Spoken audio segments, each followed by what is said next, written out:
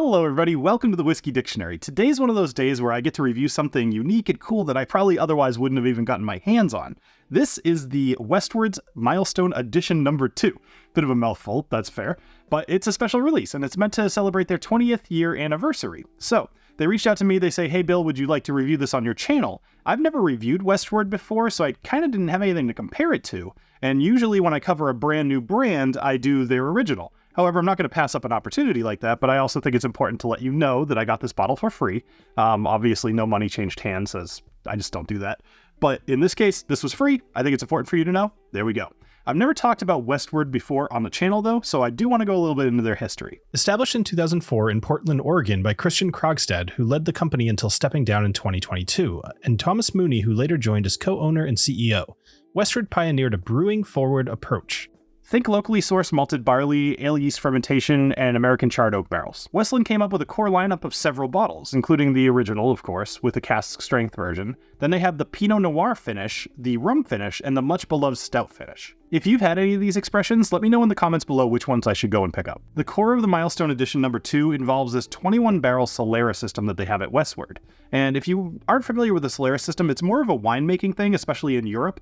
And the idea is, think like an infinity bottle of barrels. You have 21 barrels that all kind of lead into each other. And the idea is that as you add more whiskey over time, every essence of everything that's been in those barrels before is all kind of mixing together, and you're never really going to be able to reproduce a whiskey again.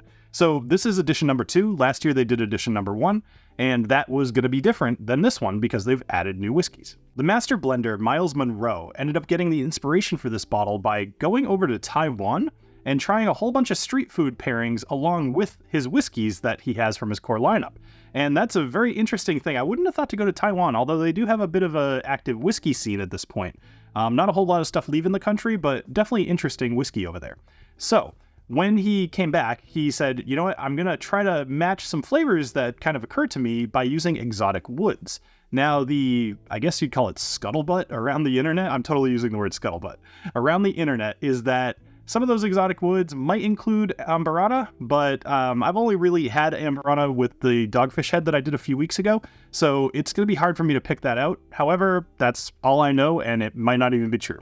As I mentioned earlier, Westward's actually pretty proud of the beer that they're creating, which is essentially an American pale ale made from locally sourced malted barley. They then take that, they double pot distill it, and then they put that in American charred oak barrels. Now, because of the wild temperature swings that we have in the Pacific Northwest, this is maturing fairly quickly. But there is also something else that they're doing. Right before they bottle it, they're doing something called slow proofing. Now, slow proofing is not something I think I've covered here on the channel before. Maybe you'll see a short about it in the near future.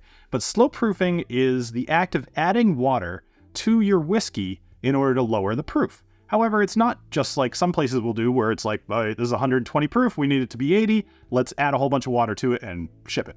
They're doing this over the course of weeks or even sometimes months, and the reason that you would do that is it stabilizes the whiskey, it gives it a good chance to really kind of mellow out a bit, and that stabilization leads to a better flavor. Now, I promise I'm going to get to the nosing and tasting shortly here, but I do want to show off one last thing. This bottle is actually really cool. I love bottles that go out of control with their tops. Oof, that was heavy. This thing weighs like a pound. It's metal. And that didn't come across well, but that's okay. It's metal, it's got a natural cork. The bottle itself is supposed to be designed to look like the peaks of a mountain, and it does have its little blackbird on the top. So all of these things I love, and I just love a little attention to detail. I will say I have one complaint, even though it's meant to support this larger cork. I do hate the bottles with the flared out top, because I find that they are harder to pour from, and I tend to spill more. All right, let's get into the nosing and tasting. I mentioned before that this bottle's a little expensive. It is $250, so that's something to keep in mind.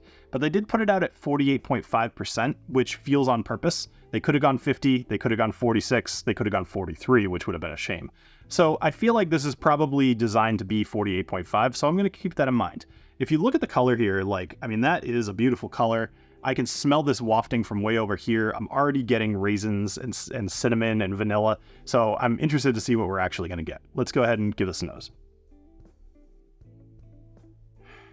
Now, the first thing I smell here is kind of like this crystalline sugar. And you're wondering probably, why am I putting a texture on a nose? Well, maybe because there's like this little sharpness to it that's coming from the American Single Malt that when I smell it, it smells almost like a dry sugar, like almost as if you're smelling like sugar powder, rather than something like a melted sugar or even a caramel. There's something a little bit more crisp to it that's making me think that, but I could be out of my mind. Whatever. I don't usually put texture on smells. All right, so additionally, there's cherry, marzipan, I think I said. There's definitely like that almond bit in here along with the sugar that's going to kind of give you that. There's almost like a rum raisin bread kind of thing going on. Definitely raisin for sure.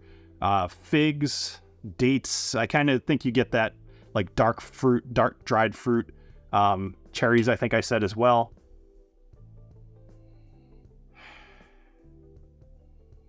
The layering here on the nose is actually really nice. So what it does, as soon as you pour it, it's that sharper, sugary smell. But as it kind of wafts and some of the alcohol evaporates, it does mellow out quite a bit. And that's where you're getting some of the more almond smell. So if you ever end up smelling this or nosing this yourself, know that there's going to be a progression. You might even want to let it sit out on the table for 10 minutes and then give it another smell. I have a glass over there from when I first cracked this a couple nights ago to do the Patreon first taste, and I haven't washed out the glass yet. That glass smells incredible. So I think you guys can probably relate to the couple day old whiskey glass sitting on your table. It smells really good. Yeah.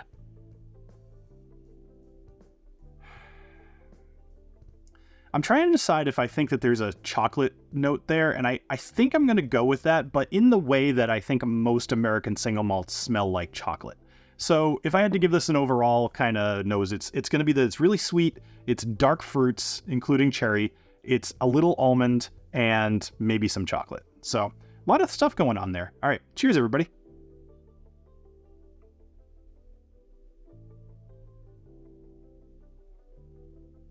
Well, the taste is equally layered. The initial impressions that I have here are rum, coconut, sweetness, cherry, and that there's more. That's kind of what I'm getting, is like a whole bunch of stuff and then the promise that there is more. Boy, that sounded lame. All right, cheers.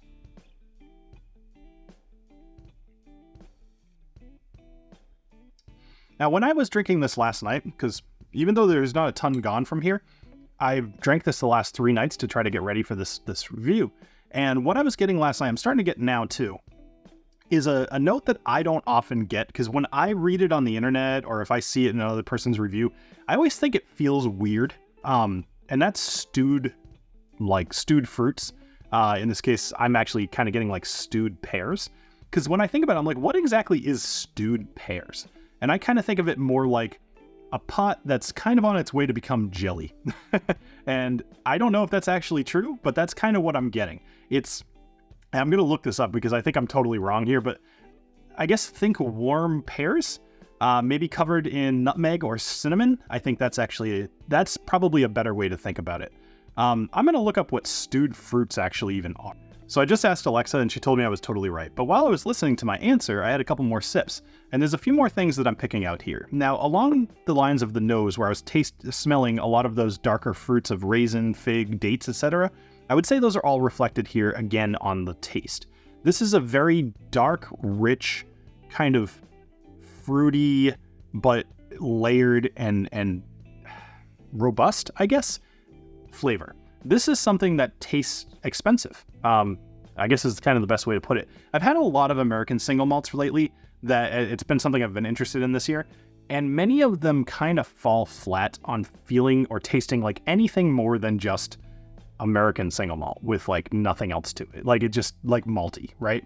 This mixes in a lot of other flavors that I think are coming from the stout and the Pinot Noir and the rum and like, the original, whatever. But all of those things kind of mixing together in that Solera system are producing a lot of flavor here. And in a good way, it's very layered because it makes it more fun to pick out. So let's talk about my overall. Now, clearly I've had very little negative to say, if anything, about this whiskey. The one negative I'll give it is that the very first sip I had of it, I was like, $250 feels expensive for this. However, When I'm thinking about other whiskeys I've had in that price range or higher, a couple of them come to mind, and one actually in particular. So this was a very heavily sherried whiskey from Old Pulteney, which was the 1983.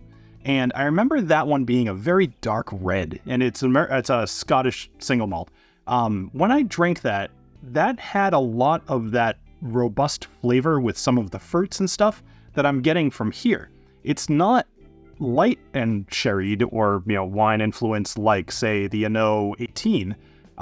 It's darker and it's heavier and it's more malty. And this is a very good reflection of that whiskey, which was $600. So, and probably a lot more now. It'd probably be closer to like $1,000. This is something I really, really enjoy. I'm psyched that I got to try it. I think if you are the kind of person that could spend $250 on American Single Malt, this actually would be a really good choice. I think the layers here are really interesting to explore. There's probably more flavors than what I got. I'm only an eighth of the way through this bottle. By the time I'm halfway through, maybe I'll be doing one of my little recycled reviews when I finish this thing off, I'm sure. But this is a very delicious whiskey. This would be a fun one to share with people and kind of explore those notes together. If $250 is in your wheelhouse to spend on a whiskey, this is a great choice. Otherwise, maybe try something lesser from Westward, like their original or the stout if you can find it. I think they're probably delicious, and I'm actually really tempted to buy that stout. As I was reading up on this whiskey, I read a ton of compliments about the stout finish. So I'm definitely going to give that one a look. All right, thank you everybody for joining me here on the Whiskey Dictionary. Please check out the Patreon if you're into seeing first tastes. I always give kind of that unfiltered review, just initially, what do I think about this? That's something worth checking out. Other than that, I hope you continue to watch the channel, and I hope you have a great rest of your night. Cheers.